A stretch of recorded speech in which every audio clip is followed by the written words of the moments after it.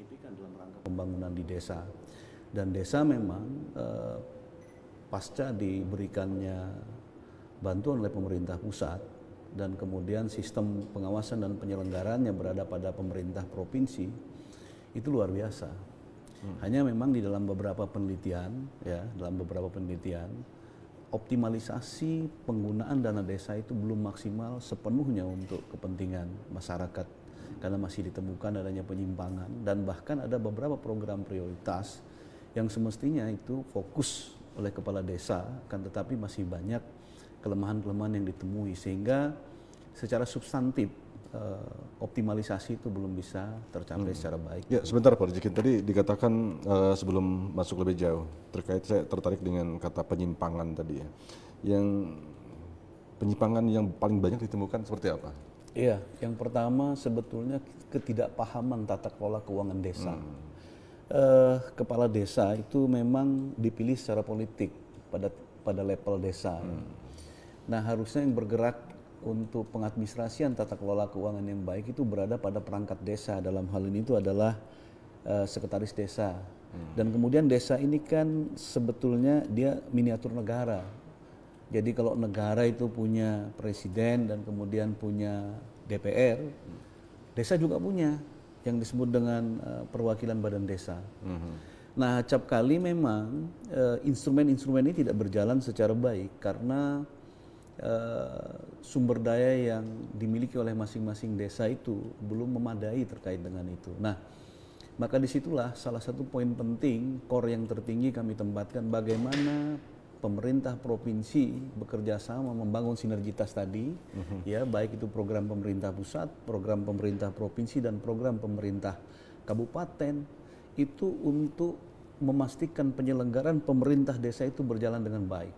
Maka upaya optimalisasi agar berjalan dengan baik, mestilah kita harus meningkatkan kapasitas pemerintah desa, khusus untuk penyelenggaraannya. Nah, inilah model sinergitas yang dikembangkan antara pemerintah pusat, pemerintah provinsi, dan pemerintah kabupaten bersama kita, sehingga kita tidak menemukan lagi upaya-upaya penyimpangan tata kelola keuangan yang baik. Nah, ketidakpahaman inilah kemudian yang mereka terjebak secara administratif itu bisa berdampak secara hukum begitu. Ya, dan walaupun sebetulnya penyimpangan-penyimpangan itu sebetulnya banyak juga yang hal-hal yang bersifat administratif. Administratif, betul. Tapi kan akhirnya berdampak secara hukum.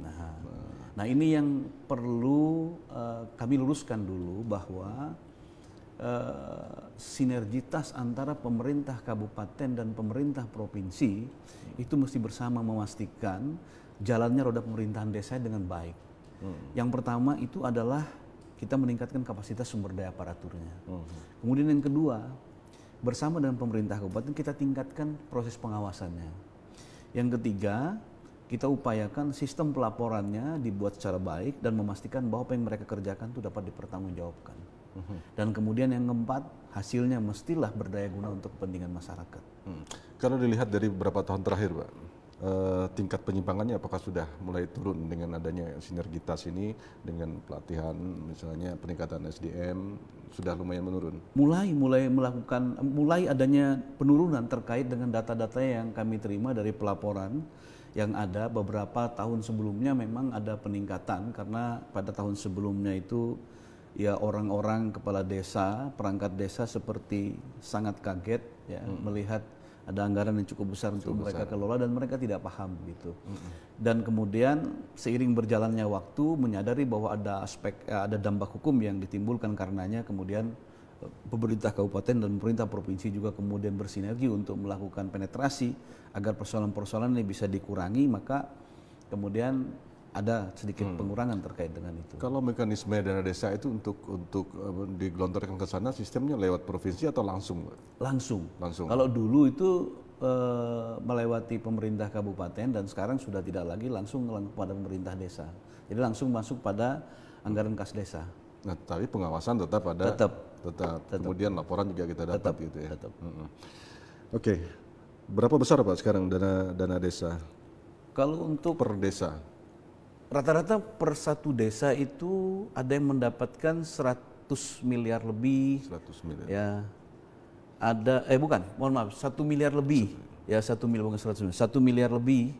Dan kadang tergantung dengan jumlah desanya yang di bawah 1 miliar. Gitu. Totalnya di Kalimantan sekitar 1,7 sekian triliun. Dan itu lumayan riskan Pak angka seperti Sangat itu. riskan sekali. Sangat riskan. Sangat riskan sekali. Sangat riskan sekali. Ya. Jadi ya seperti yang dikatakan Pak Jukin tadi, tiba-tiba kaget 1 miliar Betul. ada, kemudian dari segi pengelolaan bingung, Ya. SPG-nya seperti apa. Betul. Nah, wujud nyatanya Pak, pembinaan SDM seperti apa yang dilakukan selama ini sehingga bisa mengurangi penyimpangan ini? Bentuk kegiatannya apakah pelatihan apa? Ya. Jadi yang berjalan selama beberapa tahun sebelumnya itu adalah melakukan pelatihan dan workshop ya untuk aparatur desa dan kemudian pendamping desa. Itu dilakukan secara terus-menerus. Nah, 2021 yang akan datang ya, kita membangun pola kerjasama dengan BPKP, kemudian dengan BPK dan kemudian dengan Ditjen Perbendaharaan terkait upaya menciptakan tata kelola keuangan yang baik untuk pemerintah desa. Dan ini insya Allah 2021 akan kami wujudkan dalam bentuk MOU kepada Itu beberapa bentuknya pendampingan institusi. apa Pak? Pendampingan.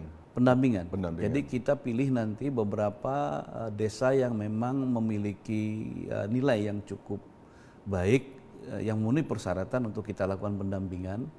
Sehingga kita berharap desa-desa ini kemudian menjadi pilot project untuk bisa menjadi tumbuh untuk tata kelola keuangan yang baik itu. Ya, Pak Jukin, dana sebesar sekitar 1 miliar, kurang lebih 1 miliar ya, bervariatif.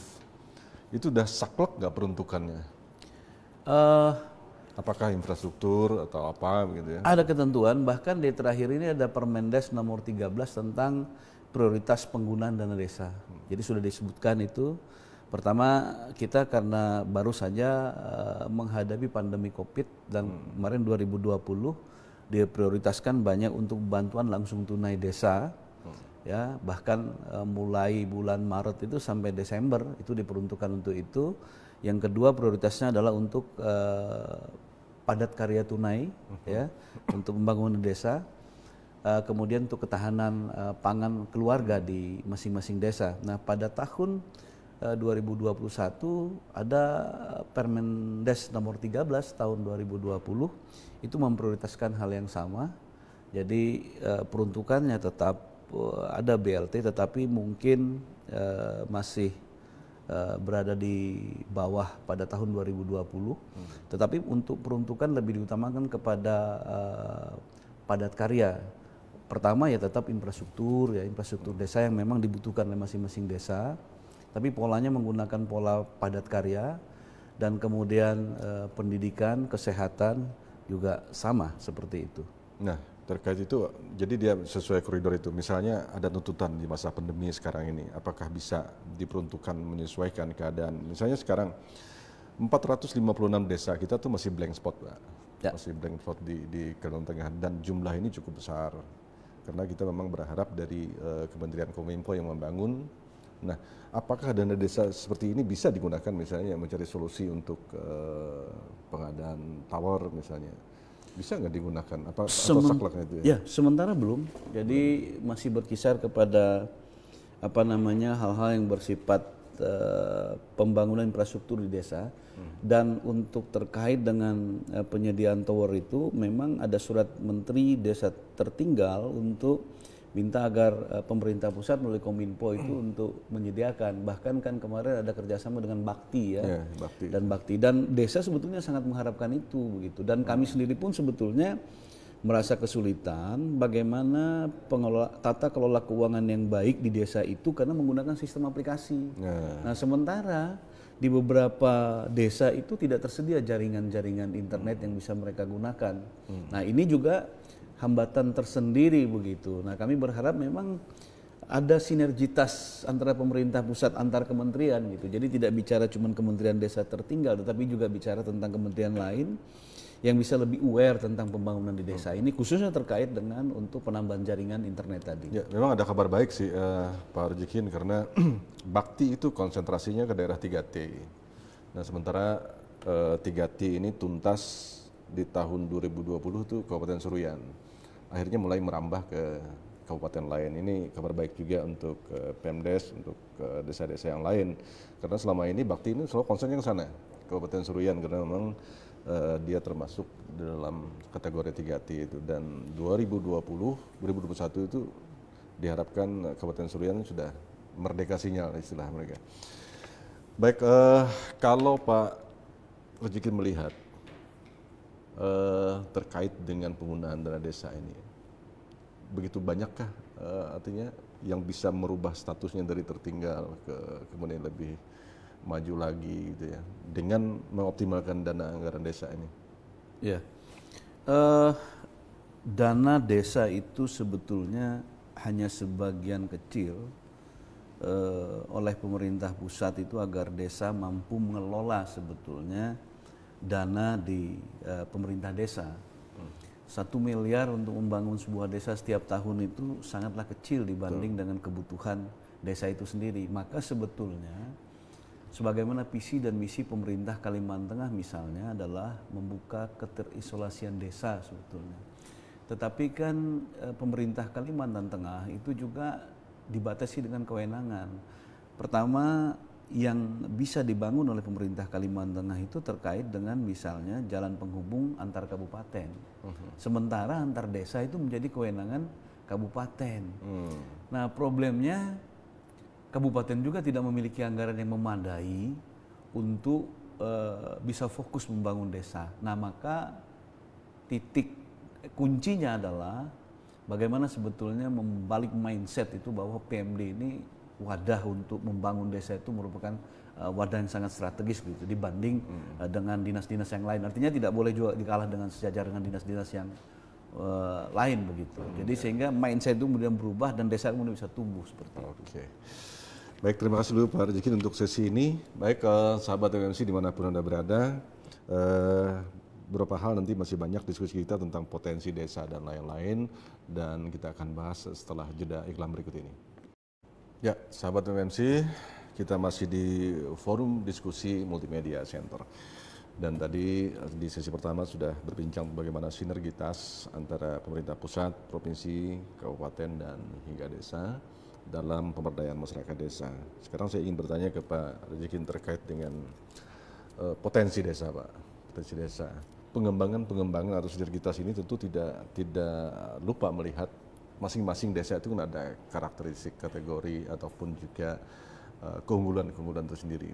Nah, PNS juga melihat ini, masing-masing desa itu pengembangannya seperti apa, menyesuaikan dengan karakteristik desanya. Iya, betul. Harusnya memang pola pembangunan itu tidak saja bicara desa, bicara kabupaten dan bicara provinsi, bahkan Indonesia sendiri pun harus melihat keunggulan komparatifnya yang mereka miliki itu apa. Jadi itu yang akan kita kembangkan menjadi sebuah potensi. Apa Pak Rezekin setuju kalau bila saya katakan bahwa membangun NKRI itu dari desa? Seharusnya seperti itu jika mau melihat bahwa pembangunan itu tidak ada disparitas begitu. Selama ini kan orang bisa melihat wajah Indonesia itu begitu wah dan kota metropolis begitu. Tapi coba kita lihat sisi samping, kiri dan kanan, kekumuhan terjadi di mana-mana. Ini tandanya bahwa memang pembangunan itu tidak merata, apalagi di pedesaan. Dan baru akhir-akhir ini setelah reformasi itu, bahwa dana di pedesaan itu mulai digelontorkan begitu. Bahwa dulu desa itu bukan bagian penting, walaupun desa sebetulnya Undang-Undang 574 itu memberikan ruang yang luas untuk desa bisa berkembang. Bahkan kemudian undang-undang berubah menjadi Undang-Undang Nomor 6 tahun 2014 itu juga makin memberikan ruang kepada desa, sehingga kata desa yang teratas kategorinya itu kata desa mandiri, bukan desa maju. Setelah maju kemudian dia mandiri. Kenapa mandiri? Karena memang desa itu diharapkan mampu membelanjai dirinya sendiri melalui kemandirian itu. Sehingga desa boleh membuat peraturan desa tentang bagaimana proses menciptakan pendapatan itu. Kemudian setelah punya pendapatan, ada dana dari ADD kabupaten, ada juga nanti dana dari pemerintah provinsi, bersinergi dengan dana dari pemerintah pusat. Maka ketika sinergitas itu, ya tidak saja dalam platform perencanaan, tetapi dalam sistem penganggaran. Ketika sistem penganggaran itu bersatu padu untuk penyelenggaraan pemerintah desa, maka saya pikir desa bisa lebih optimal. Karena kan namanya desa itu pasti serba kata-katanya adalah serba tertinggal. Betul. Jadi kita bicara kalau jalan desa tentu jalannya tidak sebaik di kota. Listrik juga tidak ada. Tower jaringan internet juga tidak ada. Nah, kata desa ini kemudian haruslah menjadi komitmen bersama antara pemerintah provinsi, pemerintah pusat, pemerintah kabupaten untuk bersama-sama. Nah, ketika desa itu bisa diciptakan menjadi desa mandiri, ada penilaian dan prasyarat tersendiri. Pertama terkait dengan infrastruktur pendidikan, kesehatan, dan kemudian ekonomi, kemampuan untuk menggali potensi pendapatan jadi persoalan. Nah, ini yang menjadi core kami di tahun 2021 untuk mengguiden ini agar pemerintah desa ini pertama tadi mereka punya pikiran dan paham bahwa untuk menciptakan kemandirian desa itu salah satunya adalah dalam bentuk kemapanan ekonomi desa. Nah, ekonomi desa ini mesti harus ditopang secara kuat baik melalui konsorsium misalnya dana desa maupun dari pendapatan-pendapatan yang lainnya yang bisa memacu desa. Tetapi desa mesti melihat di mana letak keunggulannya. Nah, misalnya nih, desa misalnya di daerah Kapuas misalnya. Saya sudah sampaikan itu kepada kawan-kawan kepala desa, kita punya surplus beras di sana. Tapi ternyata berasnya bisa keluar ke Kalimantan Selatan dan bahkan itu kemudian diklaim menjadi hasil produksi Kalimantan Selatan. Padahal dari kita. Padahal itu beras dari Kalimantan Tengah. Saya bilang, ayo kawan-kawan, mari kita dirikan BUMDes bersama di situ. Ayo beberapa kepala desa konsorsium modal, berapa kira-kira yang bisa kita lakukan. Kemudian kita bisa lakukan packing sendiri dan kita jual sendiri. Nah, memutus mata rantai menjadi penting untuk membangun kemandirian. Tetapi kan tidak bisa kepala desa harus bergerak sendiri tanpa dibantu pemerintah kabupaten, tanpa dibantu oleh pemerintah provinsi. Kalau dana dari desa itu sudah tersedia sebagian yang digelontorkan ke pemerintah pusat. Tapi jauh kan lebih bagus lagi sinergitasnya berupa performan anggaran tadi ada dari pemerintah provinsi, ada dari pemerintah kabupaten. Sehingga basis ekonomi pemerintah desa berdasarkan ya keunggulan desa itu jauh lebih baik. Dari lagi. sekian banyak perjalanan Pak Rezekin yang keliling terus ya melihat desa-desa, ada menemui nggak desa yang betul-betul bisa memanfaatkan potensi dengan baik, kemudian mengelola dengan baik, sehingga dia bisa unggul? Ada beberapa desa, misalnya di desa di Lamandau, kalau tidak salah, kemarin kami melihat kepala desanya membuat sebuah taman ya di desa tersebut dan kemudian menghasilkan PAD dari taman yang dibuat itu. Orang-orang pada datang, kemudian swafoto dan lain-lain. Ini menjadi peningkatan pendapatan asli desa. Nah, basisnya karena mereka tahu bahwa mereka tidak punya misalnya potensi yang lain, salah satunya adalah desa wisata seperti itu. Jadi kita lihat sejauh mana memang masing-masing keunggulan desa itu, itulah arah yang dikembangkan. Nah, tidak semua kepala desa punya pikiran dan wawasan seperti itu, maka yang pertama kita lakukan adalah merubah mindset, mengembangkan wawasan dan pikiran dulu. Ada beberapa desa yang cukup maju yang bisa menjadi percontohan yang beberapa kami kunjungi di Kalimantan Tengah, misalnya kemarin di Katingan ada desa Tewang Rangkang, itu di video dibuat snapshotnya, kemudian mereka pasarkan melewati media sosial, itu juga cukup bagus, efektif. Nah, nanti kalau desa-desa itu kemudian bisa mendatangkan orang untuk datang, maka itu bisa jadi menjadi sumber pendapatan bagi desa itu sendiri. Ya, ketika inovasi itu muncul dari desa, itu nantinya tentu pemerintah akan hadir melihat itu untuk pengembangannya. Yang pasti, ya, ketika jadi boleh di dua entitas itu, apakah entitas pemerintah, apakah entitas desa itu sendiri, tetapi memang sebagaimana visi dan misi Dinas Pemberdayaan itu adalah terwujudnya keberdayaan masyarakat yang partisipatif. Nah, tentu inovasi itu mesti lahir dari masyarakat itu sendiri dan pemerintah desa. Ketika itu sudah mulai berkembang, maka pemerintah kabupaten bisa melakukan pengawalan, pemerintah provinsi juga bisa membantu untuk mengakselerasikannya. Oke. Baik, Pak Rezekin, kita break sebentar karena kita harus menyaksikan jeda iklan berikut ini. Kita masih banyak perbincangan beberapa sesi lagi terkait dengan bagaimana BUMD di desa ya berkembang apa tidak sampai saat ini. Kita akan jeda sebentar, untuk menyaksikan iklan layanan masyarakat berikut ini. Sahabat MMC dimanapun Anda berada, kita masih di fokus forum diskusi MMC pada siang jelang sore hari ini. Dan masih bersama saya dan Pak Haji Rezeki Nur, Kepala PMDes Provinsi, Kepala PMD Provinsi Kalimantan Tengah, terkait dengan potensi tadi sudah kita perbincangkan. Sebelum saya masuk ke BMD Pak Rezeki, terkait dengan pemerintah provinsi, tadi dana desa itu dari pusat. Yang dari provinsi apa nama ininya? Iya. Jadi PP nomor 12 itu memberikan ruang kepada pemerintah provinsi selaku perpanjangan pemerintah pusat itu untuk membantu proses pembangunan di desa. Kalau kabupaten sudah pasti ada sumber dana ADD namanya. Nah kalau provinsi itu sifatnya bantuan keuangan kepada pemerintah desa. Jadi bantuan keuangan itu ada dua. Yang pertama bersifat umum. Yang bersifat umum itu disilahkan kepada pemerintah desa untuk membelanjakannya, memilih kira-kira belanja apa. Nah kalau bersifat khusus itu pemerintah provinsi yang menetapkan belanjanya apa dan kemudian dibuatkan peraturan gubernurnya.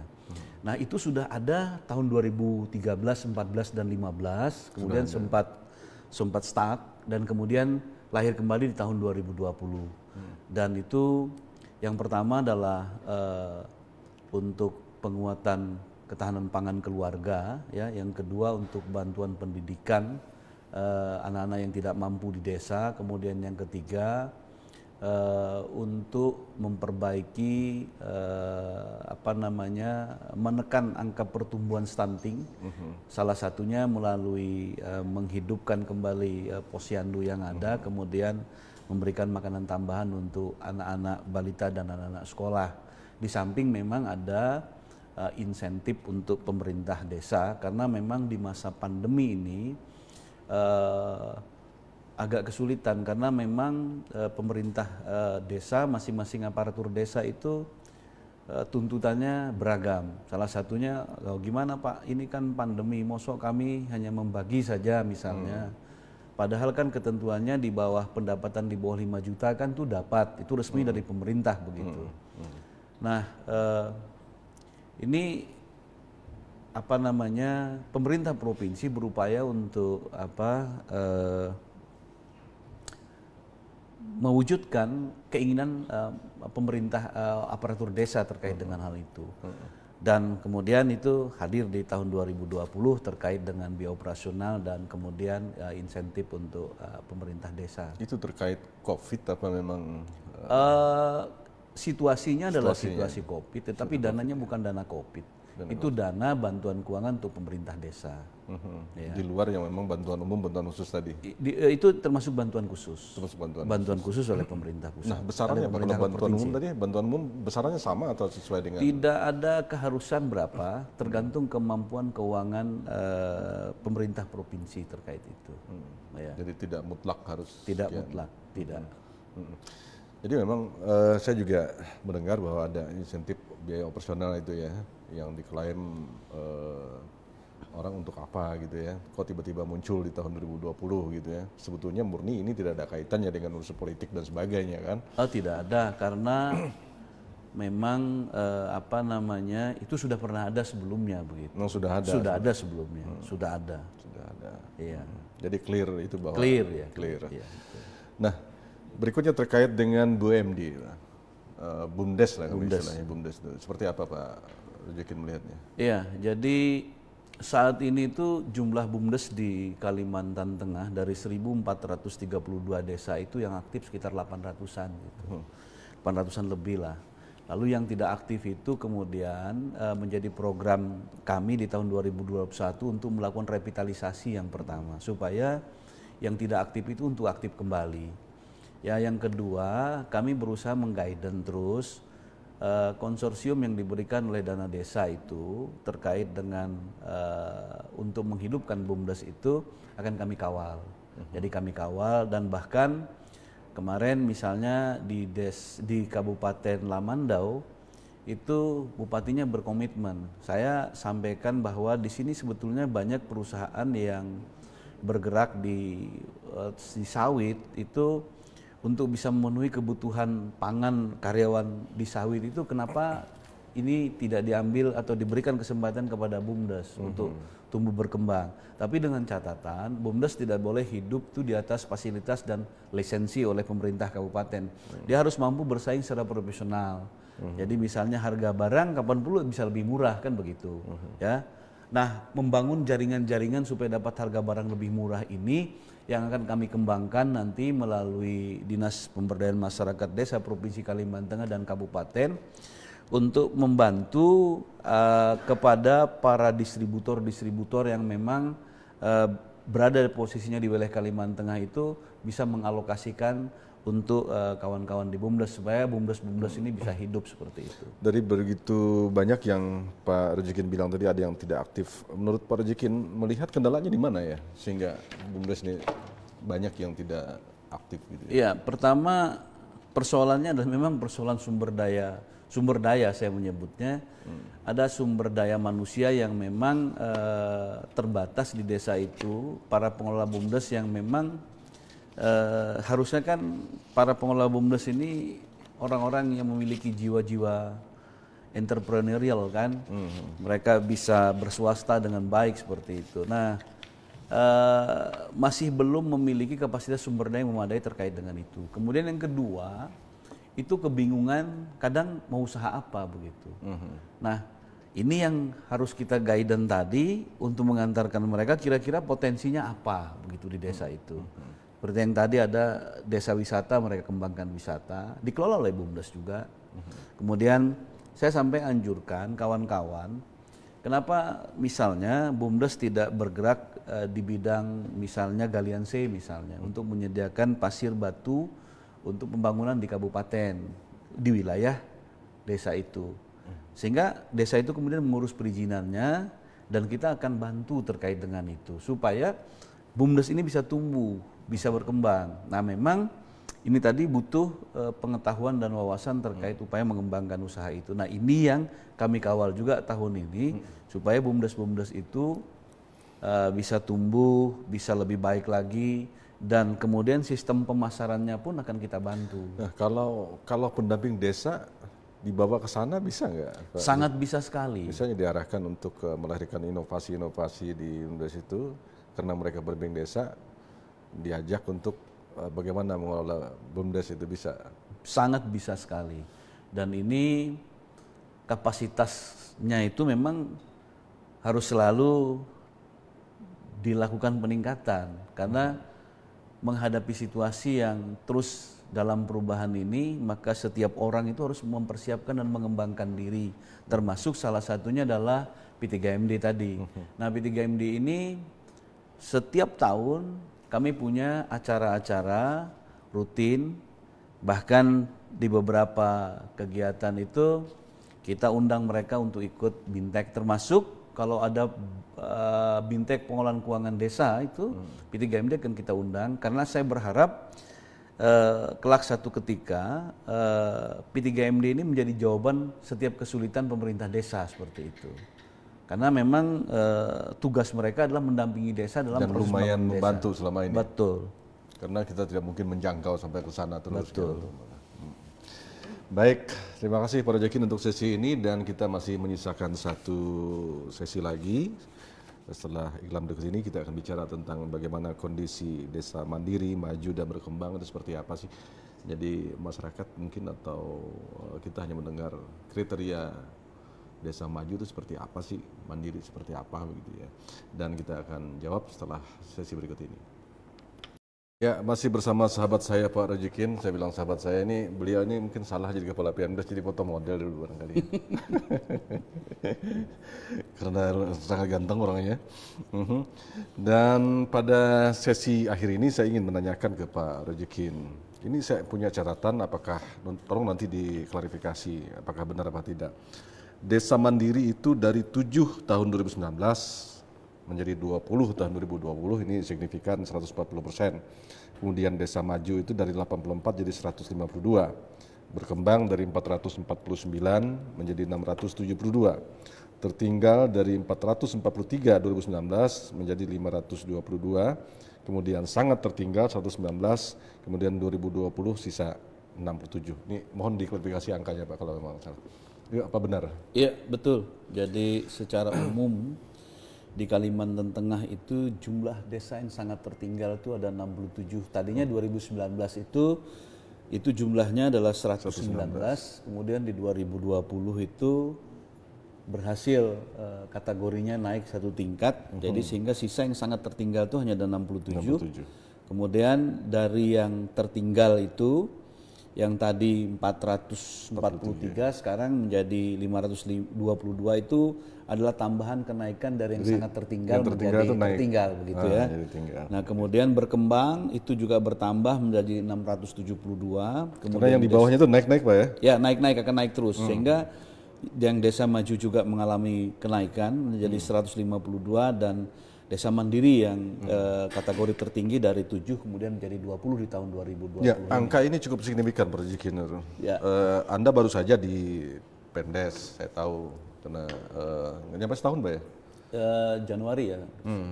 Apa konsep yang mumpuni untuk sehingga bisa merubah kategori-kategori ini? Ya, yang pertama memang ini kan hasil kerja kawan-kawan di 2019 ya. 2019, kemudian 2020 tidak serta-merta di bawah kepemimpinan saya seperti itu. Ini adalah hasil kerja kawan-kawan sebelumnya juga. Dan di 2020 ini saya dengan kepala bidang beberapa kali rapat tuh saya bilang core kita yang paling tinggi prioritas kita adalah bagaimana mewujudkan desa-desa ini desa yang sangat tertinggal bergeser menjadi tertinggal dan tertinggal kapan perlu, tidak ada lagi kategori sangat tertinggal dan tertinggal itu. Kita sudah tumbuh di desa berkembang, desa maju dan desa mandiri seperti itu, dan kami punya target di tahun 2021 itu 50 desa mandiri seperti itu. Nah, ini tentu membutuhkan keseriusan dan komitmen antara pemerintah kabupaten dan pemerintah provinsi dan juga pemerintah desa, nawaitunya. Jadi ada beberapa indikator penting yang terkait dengan desa mandiri itu, misalnya dimensi kesehatan. Itu ada ketersediaan tenaga dokter dan kemudian perawat atau bidan lainnya begitu. Kemudian infrastrukturnya juga. Artinya ini juga tergantung dengan SKPD terkait ya. Betul. Misalnya dokter, tidak mungkin ada dokter tetapi fasilitas kesehatannya tidak ada. Gitu. Iya. Dan saya sudah minta dan P3MD untuk melakukan pemetaan tahun ini 50 desa itu mana yang akan kita jadikan pilot project. Jadi kalau sudah nanti ketemu desanya, lalu kami bersama, saya ajak dinas kesehatan, dinas pendidikan, kapan perlu kami melakukan rakor di tingkat provinsi, baik itu dinas pendidikan, dinas kesehatannya, dinas-dinas lainnya termasuk PU. Sehingga pola-pola yang kami kembangkan itu adalah mengajak keterlibatan semua SOPD untuk membangun sinergitas. Kalau PMD ini tidak punya power yang untuk bisa membangun, tapi kami hanya bisa mengkoordinasikan kepada semua SOPD agar lebih fokus dan bisa komit membangun desa. Nah, desa mana yang akan kita tuju tadi, maka kita buat petanya. Jadi saya sudah minta kepada kawan-kawan P3MD di tingkat provinsi untuk menyusun peta itu. Ada 50 desa yang harus kita kejar tahun ini sehingga 2021 akhir nanti itu akan muncul jumlah desa melampaui di atas 50 lah, ditambah 20 ya kira-kira 70 lah, seperti itu harapannya. Dan kami kalau tidak menentukan target ya, saya kira ini sebuah bahasa, makanya kata-kata cakrawala itu menjadi sebuah konsep besar, sebuah hasanah untuk kita mendorong supaya konsep pembangunan Kalteng Berkah ini betul-betul bisa mewujud di tengah masyarakat. Nah, kami dalam perjalanan hampir 1 tahun ini kami akan buat buku di 2021 ini dengan judulnya adalah Cakrawala Desa Kalteng Berkah. Oh, yang menjadi judul topik kita hari ini. Semua perjalanan kami akan kami sampaikan di situ dan akan kami ceritakan bagaimana kami berjibaku mengunjungi desa-desa itu, bahkan mendampingi Pak Gubernur yang juga luar biasa sampai harus melalui jalan-jalan yang teramat sulit begitu ya. Karena desa Kalimantan Tengah ini kan berbeda dengan Pulau Jawa yang akses jalannya itu sangat memadai. Nah, ini menjadi sebuah cerita dalam buku yang akan kami padukan antara teoritisnya dan kemudian praktisinya. Ya, kalau Pak Rejekin kan saya tahu juga dari kampung juga. Betul. Ketika Anda duduk di Pendes, apa yang Anda temui ketika Anda berkeliling se Kalimantan Tengah? Saya kira memang kata desa itu adalah sebuah potret serba kekurangan. Maka desa itu kemudian diberikan kelebihan dengan Undang-Undang Nomor 6 itu. Karena desa itu dikelola sama seperti negara seperti itu. Memang kita ini kan dilalui oleh sungai-sungai kecil yang belum ada angkutan umum yang memadai untuk semua desa itu. Maka tentu sinergitas pemerintah provinsi, sinergitas pemerintah kabupaten menjadi sebuah kata pilihan yang mesti harus dilaksanakan. Tidak ada pilihan lain. Tidak bisa kabupaten bergerak sendiri tanpa didukung oleh provinsi, dan tidak bisa juga provinsi tanpa didukung oleh pemerintah kabupaten. Nah, dukungan ini itu mesti harus tepat memotretnya itu desa dan kabupaten yang mana prioritinya. Karena jumlah 1.432 desa itu tidak mungkin seketika, karena itu dananya luar biasa. Maka kita pilih kabupaten dan desa mana yang harus menjadi percontohan. Yuk kita bangun bersama. Jadi konsepnya memulai dari sistem perencanaannya.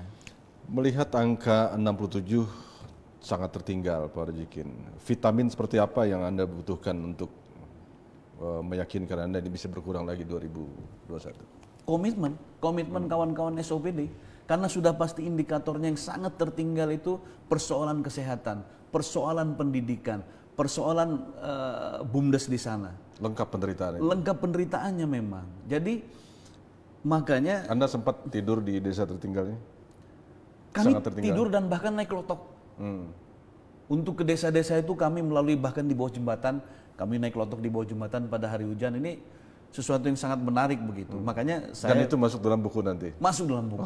Dan foto-fotonya ada. Mantap. Foto itu akan bercerita banyak nanti tentang kondisi desa di Kalimantan. Jadi intinya sinergitas. Kalau regulasi udah cukup? Sekarang regulasi kami tambah. Kami lagi buat regulasi sistem pembinaan dan pengawasan penyelenggaraan pemerintah desa. Dan memuat apa itu? Terkait dengan upaya bagaimana membangun sinergitas tadi supaya kabupaten ini punya komitmen yang kuat dengan adanya regulasi itu. Sehingga dengan adanya regulasi itu pemerintah kabupaten itu meyakinkan mereka untuk segera menganggarkan apa yang harus mereka anggarkan terkait upaya pembangunan di masing-masing desa itu. Dengan hubungan sinergitas yang selama ini sudah terjalin Pak Rojikin, Anda yakin di semua kabupaten itu akan nanti betul-betul sinergi dengan ada regulasi baru nantinya? Yakin Anda bisa terlaksana? Untuk memulai harus dengan keyakinan saya kira. Jika memang ada persoalan-persoalan tentu itu sebuah dinamika. Jadi saya kira dinamika itu tentu harus dijawab dengan upaya kita mencari alternatif penyelesaiannya. Tidak boleh kita begitu melihat itu kemudian kita tidak yakin. Maka berangkatlah sesuatu dengan penuh keyakinan seperti itu. Dan saya seperti Pak Agus katakan tadi, orangnya dari desa, dan saya dengan kawan-kawan itu lebih tertarik menuju desa daripada harus keluar kota seperti lain-lainnya. Maka pilihan kami lebih banyak mengunjungi desa-desa, dan bahkan kemarin sempat tertunda untuk kawan-kawan bagaimana membangun sinergitas, membangun melihat desa-desa kerajinan yang bisa kita kembangkan, kemudian kita bisa bekerja sama dengan pihak-pihak swasta atau kemitraan yang lain untuk bisa kita kembangkan akselerasi pemasarannya. Oke, saya balik ke awal Pak Rojikin terkait potensi Pak, karena Kalteng ini kan luar biasa potensinya. Kalau Anda melihat dari perjalanan Anda sendiri hampir setahun ini, melihat potensi kita nih berbeda-beda kan. Di Lamanda berbeda, kemudian di Barito berbeda, di bagian tengah berbeda. Potensi mana yang barangkali sangat menjanjikan sekali untuk desa itu? Iya, sebetulnya kalau kita bicara potensi alam, Kalimantan Tengah itu sangat kaya, ya. Hampir semuanya Hampir memiliki. Semuanya, kan? Gitu. Tetapi kita tidak punya added value, nilai tambah. Selama ini kita hanya mengekstrak hasil sumber daya alam. Sementara sumber daya alam itu terbatas. Dan bahkan sekarang untuk eksploitasi sumber daya alam itu sudah mulai dilarang oleh pemerintah, misalnya illegal mining, illegal fishing, kemudian juga illegal logging, sudah tidak memberikan ruang. Maka pilihannya adalah, itulah kata pemberdayaan itu, bagaimana upaya menambah kemampuan potensi masyarakat desa, sehingga secara konsepsional pemberdayaan itu bagaimana upaya menambah kemampuan masyarakat desa untuk lebih bisa berkembang, bisa lebih maju dengan cara memberikan motivasi dan dorongan kepada masyarakat desa. Nah, ini menjadi kata kunci oleh pemerintah provinsi, pemerintah kabupaten, supaya desa-desa ini betul-betul mampu untuk berdaya guna. terkait dengan upaya mengembangkan kapasitas-kapasitas yang ada di masyarakat desa Dan itu. tentu saja melahirkan inovasi-inovasi baru yang kreatif. Ketika kita memberikan solusi bahwa pilihan terbaik itu adalah dengan cara mengembangkan kapasitas, maka kapasitas itu sendiri kemudian akan melahirkan nilai-nilai inovasi di dalamnya. Karena tanpa pengetahuan, tanpa soft skill, tidak mungkin masyarakat desa bisa berdaya guna. Maka kata kuncinya adalah bagaimana mendaya gunakan masyarakat yang belum mampu menjadi mampu, yang sudah mampu lebih mampu lagi. Kita berikan dorongan, kita berikan motivasi supaya mereka mampu berbuat untuk desanya. Oke, 2021 ke depan Pak Rezekin, konsep besar Pemprov terhadap pemberdayaan masyarakat desa, mungkin secara umum bisa digambarkan. Apalagi strategi, apakah berbeda 2019, 2020 fokusnya? Sebetulnya pengembangan kapasitas misalnya sama saja dengan tahun sebelumnya, tetapi porsinya kita tambah. Cakupan wilayahnya tambah luas lagi, pengembangan kapasitas itu. Kemudian yang tadi tidak ada sinergitas untuk bekerja sama dengan beberapa dinas terkait. Katakanlah misalnya tadi BPKP 2021 kita akan buatkan pola kerjasama seperti itu.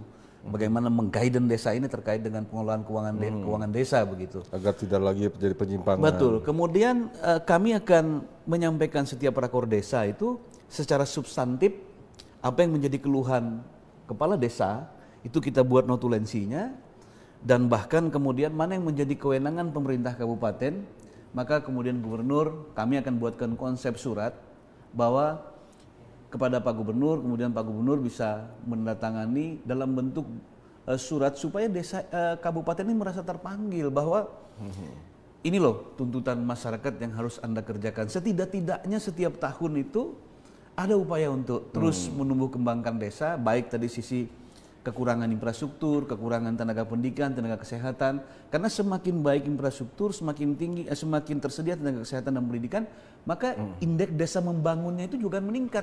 Nah kalau itu meningkat, insya Allah desa-desa tertinggal itu sudah tidak ada lagi. Seperti itu. Menurut Pak Rezekin, antara perimbangan antara pengembangan potensi sumber daya alam atau sumber daya yang ada di desa itu dengan pengembangan potensi sumber daya manusia, mana yang didahulukan? Harus pengembangan potensi sumber daya manusia, karena itu ada nilai tambah. Kalau kita tergantung dengan sumber daya alam ini terbatas dan tidak bisa diperbaharui kembali. Jadi ketika dia habis, yang akan rugi masyarakat karenanya. Kan bisa jadi karena erosi, longsor dan lain-lain. Itu kan penyebab eksploitasi sumber daya yang berlebihan. Nah, tapi kalau kita mengembangkan sumber daya manusia, dia punya nilai tambah, kita bisa memberikan opsi lain bahwa ini tawaran untuk mengembangkan potensi ekonomi desa. Tidak perlu lagi tergantung dengan sumber daya alam. It's okay sumber daya alam sepanjang memang pemerintah memberikan ruang terkait perizinannya. Tetapi jika sudah dilarang, sudah tidak bisa lagi. Selama ini kan masyarakat kan tidak punya kemampuan sumber daya yang memadai, sehingga ketika mereka memancing misalnya mereka gunakan putas, yang penting banyak dapat, tapi kan justru merusak lingkungan.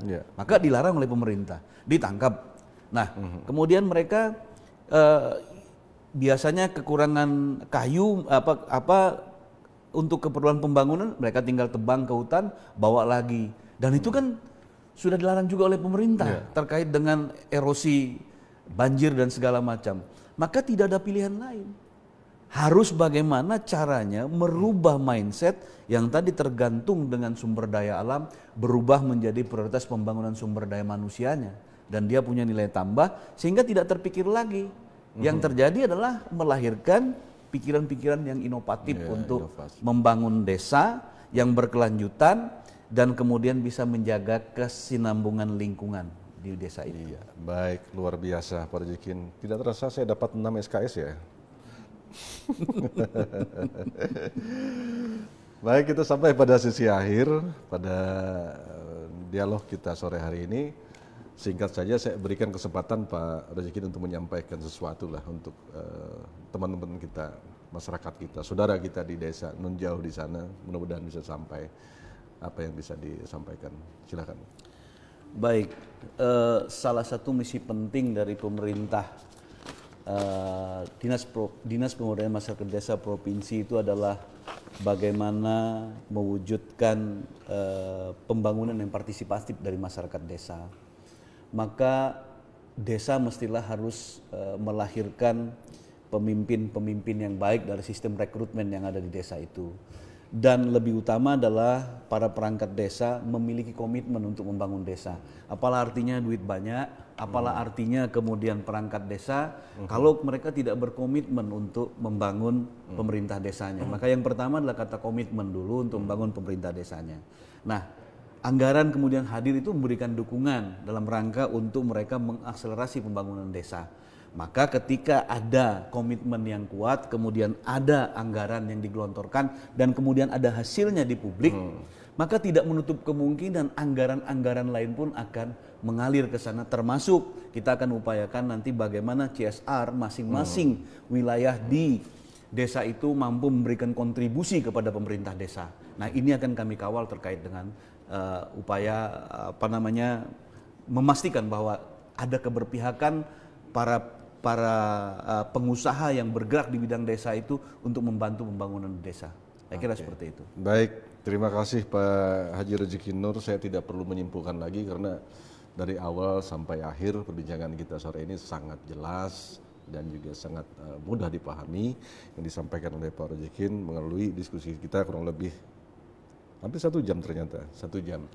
Sekali lagi semoga bermanfaat. Pak Rezeki, terima kasih atas kehadirannya di studio kami yang apa adanya seperti ini. Langkah awal dari MMC untuk bisa memberikan informasi yang aktual, objektif kepada masyarakat. Karena banyak yang kita lakukan, barangkali masyarakat tidak tahu atau tidak sampai informasi itu, berapa panjang jalan yang kita bangun, tetapi justru muncul yang jelek-jeleknya sampai, tetapi tidak objektif juga untuk melihat yang bagus seperti yang disampaikan Pak Rezeki tadi. Mungkin kalau tidak disampaikan, misalnya angka di satu tinggal begitu banyak yang sudah berubah, juga tidak sampai ke masyarakat, sehingga yang muncul adalah informasi-informasi yang bias. Sekali lagi terima kasih Pak Rezeki dan sahabat MC dimanapun Anda berada. Demikian perjumpaan kita sore ini terkait dengan topik kita Cakrawala Desa Kalteng Berkah. Semoga bermanfaat. Sekali lagi terima kasih, selamat sore. Wabillahi taufiq wal hidayah. Wassalamualaikum warahmatullahi wabarakatuh.